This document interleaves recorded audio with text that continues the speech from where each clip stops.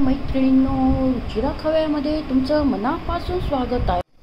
आज आपण बनवणार आहे कोथिंबीरची भाजी। कोथिंबीरचे थालीपीठ करत असतो, कोथिंबीरची वडी करत असतो, आपण कोथिंबीरचे भरपूर असे प्रकार करत असतो। आणि घरात भाजी नसेल आणि आपल्याला चटपटीत सणसणीत असं खायची इच्छा असेल तर झटपट होणारी ही कोथिंबीरची भाजी आहे। याच्यासाठी लागणारं साहित्य बघूया। हे बघा, कोथिंबीर आपण स्वच्छ धुवून जरा जाडसरच चिरून घ्यायची आणि मोहरी जिरं घेतले, हिरवी मिरची आणि लसूण वाटून घेतलं, बेसन घेतले आणि मीठ आहे आणि हळद आहे।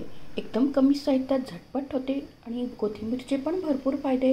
रोगप्रतिकारशक्ती वाढते, पचन सुधारते, डोळ्यांसाठी चांगली आहे, त्वचेसाठी चांगली आणि डायबिटीज कंट्रोल करण्यास पण मदत होते। असे भरपूर कोथिंबीरचे फायदे।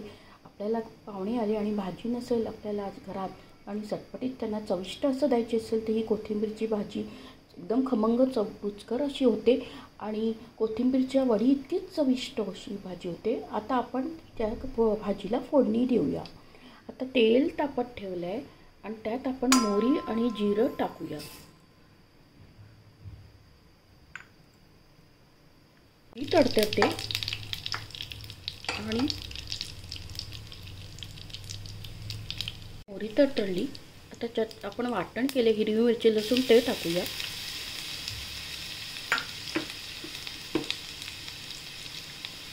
छान परतून घ्यायचं।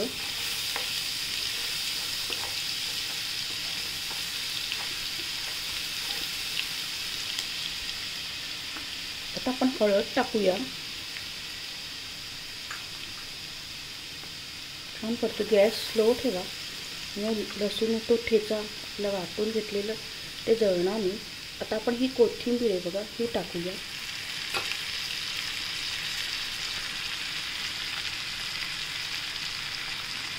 छान परतून घ्यायचं 2 मिनिटं। आपण पहिले जिरे मोहरी टाकली, मग तो हिरवी मिरची लसूण वाटलेलं टाकलं आणि बघा बघा कोथिंबीरला असं पाणी सुटत जातं, तोपर्यंत आपण परतून घ्यायची हिला छान। आपण कोथिंबीरचे दांडे पण घेतले आणि ते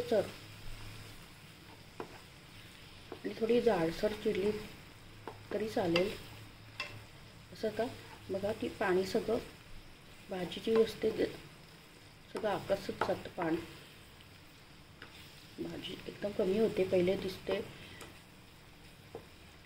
त्यामुळे आता मीठ वगैरे टाकताना आपण सांभाळूनच बेतकाचंच टाकायचं, अजून ती कोरडी झाली की एकदम कमी होऊन जाते भाजी।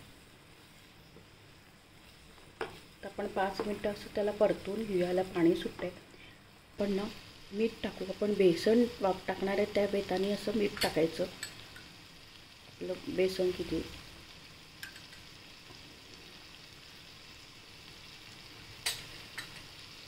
छान हलवून घेऊ, परतून घेऊ त्याला।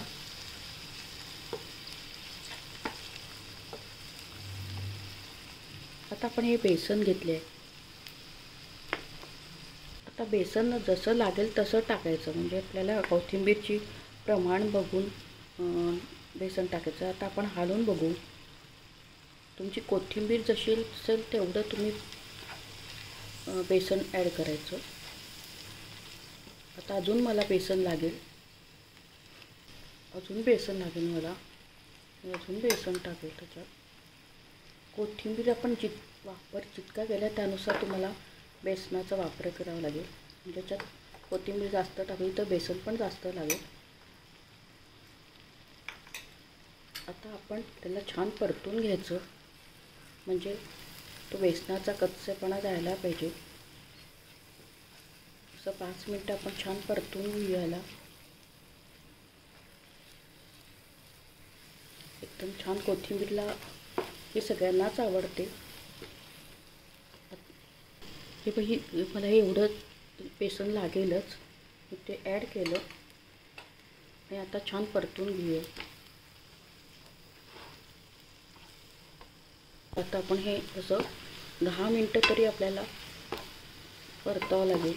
त्याचा कोरडेपणा म्हणजे कुरकुरीत होण्यासाठी आपण त्यात 10 मिनटं असं तर, आणि याच्यावर आता आपण झाकण ठेवूया। हे बघा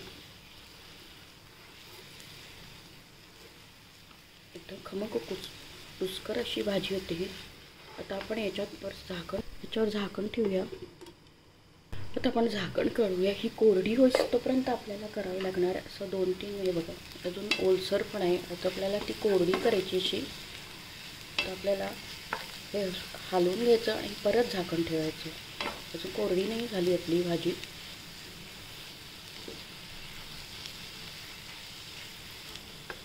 तर आता परत आपण त्याच्यावर झाकण ठेवूया.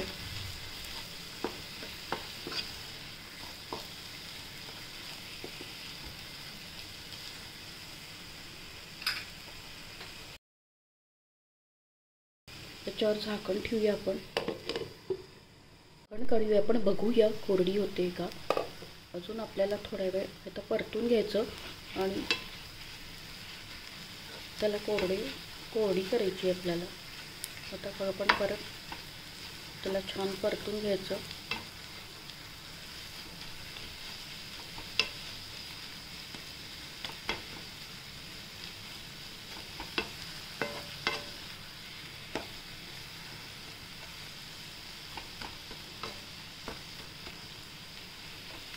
आपलं बेसन पण छान शिजलं पाहिजे म्हणून आपल्याला 2-3 वेळा झाकण ठेवून ते शिजवून घ्यावं लागेल. आता आपण झाकण ठेवूया. परत झाकण करून बघा तेल सुटते. अजून आपल्याला एकदा झाकण ठेवावं लागेल.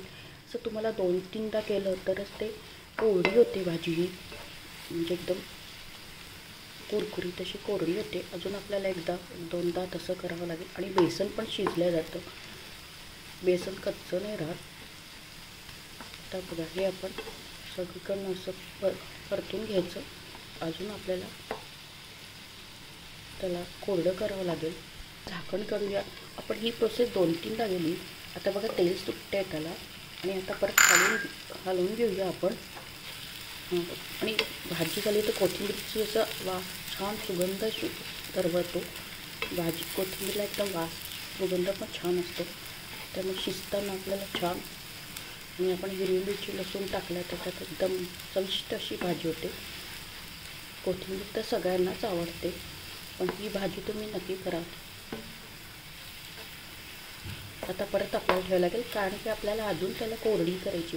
असं तुम्ही 2-3दा झाकण आपल्याला ठेवावं लागेल, कारण की आपल्याला कोरडी करायची एकदम. आणि बेसन पण शिजलं पाहिजे. त्यामुळे ही प्रोसेस तुम्हाला 2-3दा केली तरच छान बेसन शिजेल आणि भाजी एकदम चविष्ट होईल. आता परत ठेवते मी. एकदम त्याच्यातलं पाणी न राहायला पाहिजे भाजी एकदम.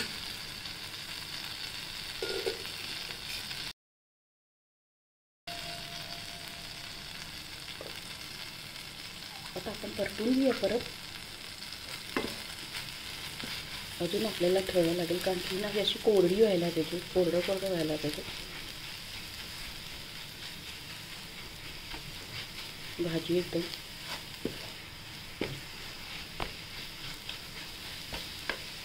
छान आपली कोरडी झाली आहे भाजी. त्याला वेळ लागतो थोडा, बेसन टाकल्यावर त्याचं कोरडेपणा यायला.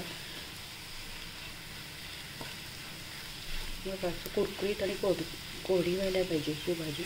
अजून आपल्याला 5 मिनटं त्याला अजून शिजू द्यावं लागेल, कोरडी होऊ द्यावं लागेल. असं बेसन सगळंच सुट्टं म्हणजे. आणि शिजतं पण त्यामुळे बेसन कच्चं राहत नाही. असं तुम्हाला आपल्याला 5 मिनटं आणखी करून घेऊया आपण.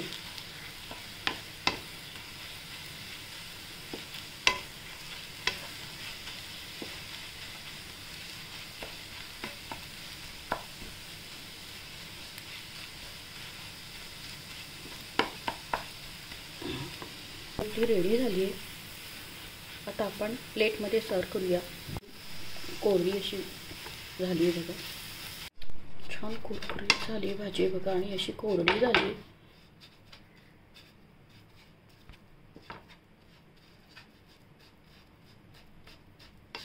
एकदम कोरडी झाली अगदी भाजी आणि कुरकुरीत होते ती.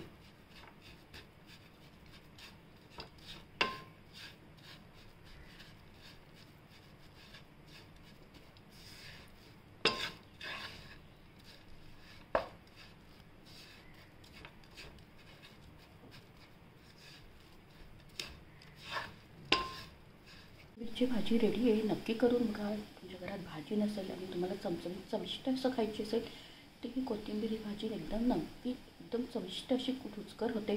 तुमच्या घरात लहानांपासून मोठ्यांना आवडेल अशी एकदम चविष्ट अशी भाजी होते. नक्की करून बघा आणि आपल्या चॅनलला जास्तीत जास्त फ्रेंड सर्कलमध्ये शेअर करा. रेसिपी आवडल्यास लाईक आणि सबस्क्राईब अवश्य करा. लवकरच भेटूया अशा नवीन रेसिपीसोबत. तोपर्यंत मस्त खा, आनंदित राहा आणि स्वस्थ राहा. असाच मला सपोर्ट आणि प्रोत्साहन देत राहा. थँक्यू.